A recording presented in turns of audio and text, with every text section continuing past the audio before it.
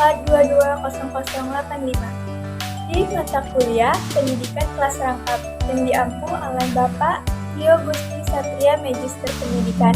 Pada pertemuan kali ini yang akan kita bahas yaitu lingkungan sebagai sumber belajar. Untuk materi lingkungan sebagai sumber belajar yang akan kita bahas yaitu yang pertama, sekolah sebagai sumber belajar, yang kedua, guru sebagai sumber belajar, yang ketiga, teman sejawat sebagai sumber belajar, dan lingkungan sebagai sumber belajar. Langsung saja yang pertama, kita harus mengerti dulu apa sih arti sumber belajar. Menurut Sanjaya, pada tahun 2010, halaman 228, sumber belajar adalah segala sesuatu yang ada di sekitar lingkungan kegiatan belajar, yang secara fungsional dapat digunakan untuk membantu optimalisasi hasil belajar.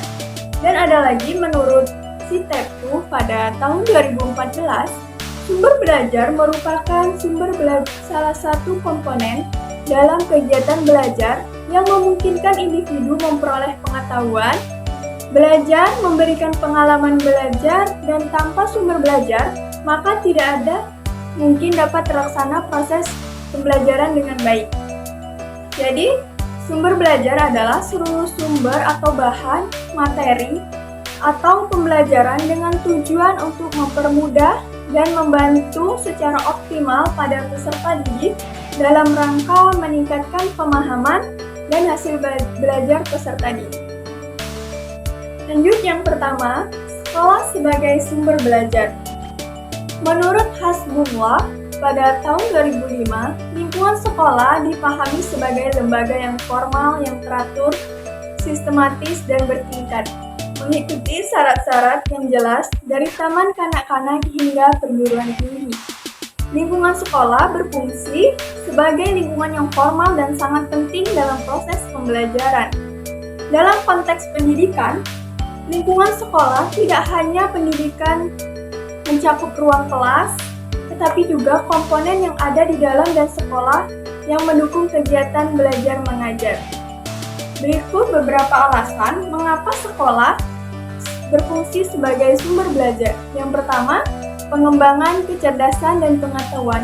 Sekolah menyediakan berbagai mata pelajaran yang dirancang untuk mengembangkan kecerdasan berpikir siswa, mulai dari matematik, sains, hingga seni.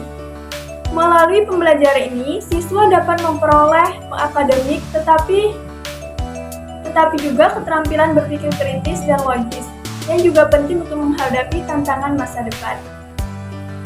Yang kedua, pembentukan karakter dan sosialisasi. Sekolah berperan dalam pembentukan karakter siswa dengan menanamkan nilai-nilai moral dan sosial. Melalui interaksi dengan teman sebaya dan guru, siswa belajar lebih tanggung jawab, disiplin, kerjasama yang sangat penting untuk kehidupan bermasyarakatnya nanti. Yang ketiga, lingkungan belajar yang beragam. Lingkungan sekolah menyediakan suasana belajar yang dinamis dan bervariasi, yang dapat mengatasi kebosanan dalam belajar. Dengan memanfaatkan lingkungan sekitar sebagai sumber belajar, siswa dapat mengalami pembelajaran yang lebih nyata dan aplikatif. Yang keempat, pengembangan potensi diri. Selain juga memberikan kesempatan untuk siswa melalui mengeksplorasi minat dan bakat mereka melalui berbagai kegiatan ekstrakurikuler, ini membantu siswa untuk mengembangkan cita-cita profesi mereka pada masa depan.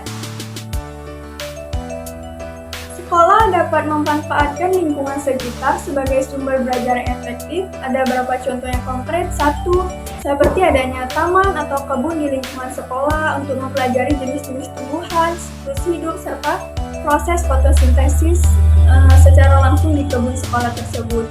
Yang kedua, laboratorium alam. Lingkungan sekitar berfungsi sebagai laboratorium alam. Siswa dapat melakukan pengamatan biologi, cuaca, flora, atau menggunakan alat sederhana seperti termometer atau pengamatan cuaca. Yang ketiga, observasi alam. Yang keempat, adanya proyek taman di sekolah. Yang kelima, ada eksplorasi hutan dan sungai. Yang keenam, adanya praktik daur ulang. Yang ketujuh, penggunaan teknologi. Siswa dapat menggunakan perangkat mobile untuk mengambil foto lingkungan sekitar, untuk mempelajari keragaman hayati, serta isu-isu global. Selanjutnya, guru sebagai sumber belajar. Guru sebagai sumber belajar memainkan peran yang sangat penting dalam proses pendidikan. Peran guru sebagai sumber belajar: 1. Sebagai fasilitator pembelajaran. Guru berfungsi sebagai fasilitator yang membantu siswa dalam memperoleh pengetahuan dan keterampilan. Yang kedua, sebagai motivator. Guru mendorong siswa untuk belajar dan mencapai potensi yang terbaik mereka. Sikap positif dan harapan yang tinggi dari guru dapat meningkat semangat belajar siswa. Yang ketiga, sebagai role model. Guru berperan sebagai teladan bagi siswa. Sikap dan perilaku guru sering ditiru oleh siswa, sehingga penting bagi guru untuk mencontohkan contoh yang baik berbagai dari aspek kehidupan. Yang keempat, pengelolaan kelas. Sebagai pengelolaan kelas, guru menciptakan iklim belajar yang nyaman dan teratur. Pengelolaan kelas yang baik memungkinkan siswa belajar dengan lebih baik lagi. Terus selanjutnya, teman sejawat sebagai sumber belajar. Teman sejawat merupakan tutoring atau metode pembelajaran yang memanfaatkan siswa yang lebih mampu untuk membantu teman sekelasnya yang mungkin mengalami kesulitan. Dalam pendekatan ini, siswa tidak hanya berperan sebagai peserta didik, tetapi juga sebagai pengajar, sehingga menciptakan suasana belajar yang interaktif dan kolaboratif.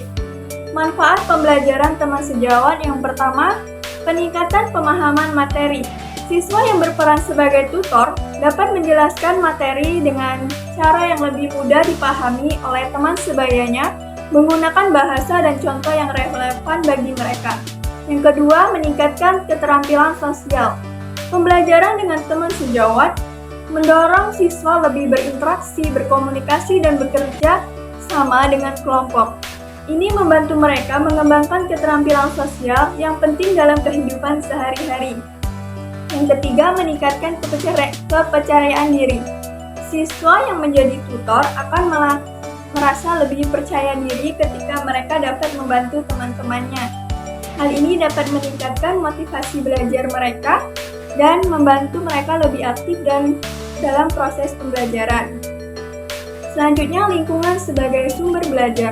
Lingkungan sebagai sumber belajar mencakup semua elemen di sekitar siswa, termasuk alam, masyarakat, budaya. Hal ini memungkinkan siswa untuk belajar dari pengalaman langsung dan berinteraksi dengan lingkungan mereka, yang dapat meningkatkan pemahaman dan keterampilan mereka secara menyeluruh. Yang pertama ada dalam lingkungan sebagai sumber belajar, yang pertama ada lingkungan alam. Lingkungan alam ini seperti biotik atau tumbuhan hewan yang ada di lingkungan sekolah dan dapat digunakan untuk mempelajari seperti ekosistem, sirkulasi hidup, dan biodiversitas. Yang kedua, abiotik. Unsur-unsur tanah, air, dan bantuan yang dapat diajarkan dalam konteks geologi ilmu lingkungan.